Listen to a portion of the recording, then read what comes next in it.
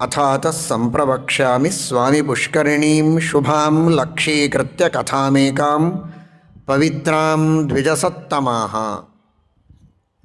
ಶ್ರೇಷ್ಠವಾದ ಆ ಸ್ವಾಮಿ ಪುಷ್ಕರಣಿ ತೀರ್ಥ, ಅದು ಸ್ವಾಮಿ ಪುಷ್ಕರಣಿ ಅಂತ ಹೆಸರನ್ನು ಪಡೆಯುವುದಕ್ಕೆ ಕಾರಣಗಳು ಹಲವು. ವಿವರಣೆಯನ್ನು ಮತ್ತೆ ತಿಳಿಯಬಹುದು.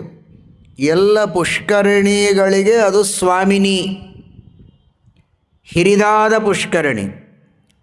ಎಲ್ಲ ಪುಷ್ಕರಣಿಗಳಲ್ಲಿ ಶ್ರೇಷ್ಠವಾದ ಪುಷ್ಕರಣಿ ಅನ್ನುವುದಕ್ಕಾಗಿಯೂ ಅದನ್ನು ಸ್ವಾಮಿ ಪುಷ್ಕರಣಿ ಎಂಬುದಾಗಿ ಕರೀತಾರೆ.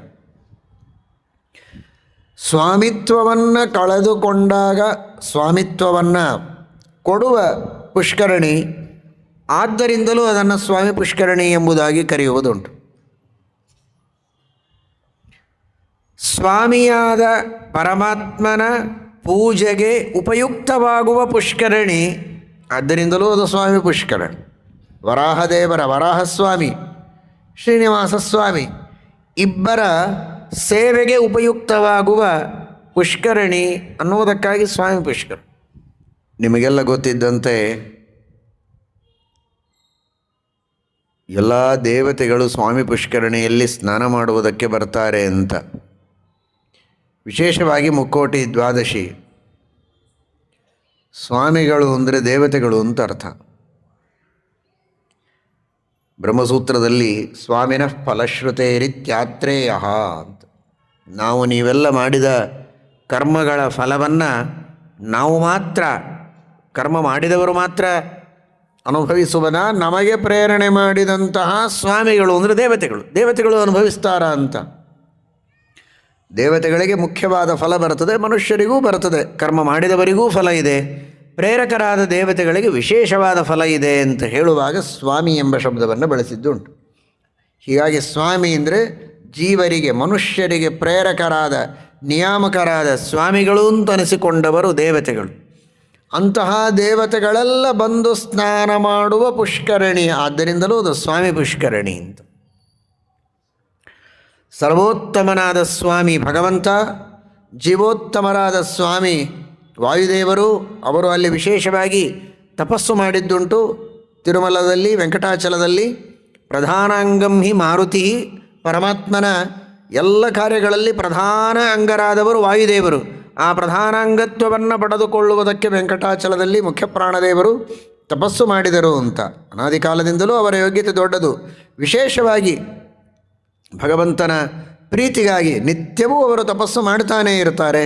ಆ ರೀತಿ ವೆಂಕಟಾಚಲದಲ್ಲಿ ತಪಸ್ಸು ಮಾಡಿದ ಉಲ್ಲೇಖ ಇದೆ. ಹೀಗಾಗಿ ಜೀವಸ್ವಾಮಿಗಳಾದ, ಜೀವೋತ್ತಮರಾದ ವಾಯುದೇವರು ತಪಸ್ಸು ಮಾಡಿದಂತಹ ಪರಿಸರ, ಸರ್ವಸ್ವಾಮಿಯಾದ, ಸರ್ವೋತ್ತಮನಾದ ಭಗವಂತನ ಸನ್ನಿಧಾನದಿಂದ ಕೂಡಿದ ಪರಮಾತ್ಮನ ಪೂಜೆಗೆ ಉಪಯುಕ್ತವಾಗುವ ಪುಷ್ಕರಣಿ, ಸರಸ್ವತೀ ದೇವಿಯ ವಿಶೇಷ ಸನ್ನಿಧಾನದಿಂದ ಕೂಡಿದಂತಹ ಪುಷ್ಕರಣಿ, ಅದು ಸ್ವಾಮಿ ಪುಷ್ಕರಣಿ ಅಂತ ವರ್ಣನೆ ಬರ್ತದೆ. ಹೀಗಾಗಿ ಎಲ್ಲ ಸ್ತ್ರೀಯರಿಗೂ ಸ್ವಾಮಿನಿ ಅಂತನಿಸಿಕೊಂಡ ಆ ಸರಸ್ವತಿ ವಿದ್ಯಾದೇವತೆ, ಅವಳ ವಿಶೇಷ ಸನ್ನಿಧಾನಕ್ಕೆ ಪಾತ್ರವಾದ ಪುಷ್ಕರಣಿ, ಆದ್ದರಿಂದಲೂ ಅದು ಸ್ವಾಮಿ ಪುಷ್ಕರಣಿ.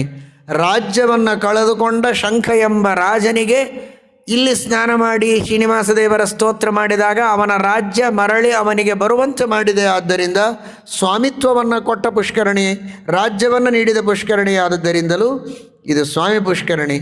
ಈ ಎಲ್ಲ ಕಾರಣಗಳಿಗೂ ಪುಷ್ಕರಣಿಗಳಲ್ಲಿ ಇದು ಸ್ವಾಮಿನಿ, ದೊಡ್ಡ ಪುಷ್ಕರಣಿ, ಶ್ರೇಷ್ಠ ಅನ್ನುವುದಕ್ಕಾಗಿಯೂ ಸ್ವಾಮಿ ಪುಷ್ಕರಣಿ ಎಂಬುದಾಗಿ ನಾವು ಅದರ ಮಹಿಮೆಯನ್ನು ತಿಳಿಯಬಹುದು.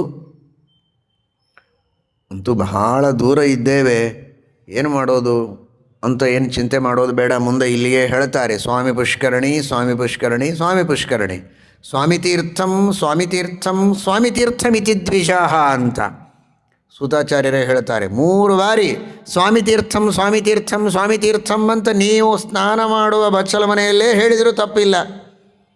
ಬಾವಿಯೋ, ಬಚ್ಚಲ ಮನೆಯೋ, ನದಿಯೋ ಎಲ್ಲಿರ್ತೀರೋ, ನೀವೆಲ್ಲಿರ್ತೀರೋ ಅಲ್ಲಿಯೇ ಆ ಸ್ವಾಮಿ ಪುಷ್ಕರಣಿ ಸ್ಮರಣೆ ಮಾಡಿದರೂ ಕೂಡ ಸ್ವಾಮಿ ಪುಷ್ಕರಣಿ ಸ್ನಾನ ಮಾಡಿದ ಫಲ ಬರ್ತದೆ ಅಂತ ತಿಳಿಸಿಕೊಟ್ಟಿದ್ದಾರೆ. ಅನುಕೂಲ ಇದ್ದಾಗ ಪ್ರತ್ಯಕ್ಷವಾಗಿ ಅನುಸಂಧಾನಪೂರ್ವಕ, ವಿಧಾನಪೂರ್ವಕವಾಗಿ ಸ್ನಾನ ಮಾಡಿದರೆ ಮಹಾಫಲ ಇದೆ. ಆ ರೀತಿ ಅದರ ಮಹಿಮೆಯನ್ನು ಸೂತಾಚಾರ್ಯರು ತಿಳಿಸಿಕೊಡ್ತಾರೆ.